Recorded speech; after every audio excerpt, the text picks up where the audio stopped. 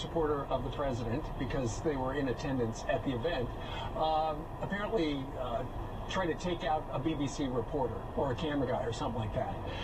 You have put out a statement that is over the line. People, you condemn any sort of attacks on anybody, right?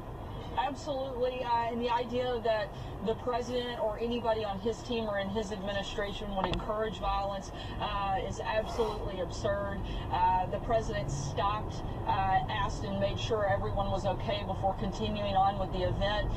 Certainly, we condemn violence in any form against anyone, and that certainly includes the press. Most people are not focusing on something that could impact else, and that is China.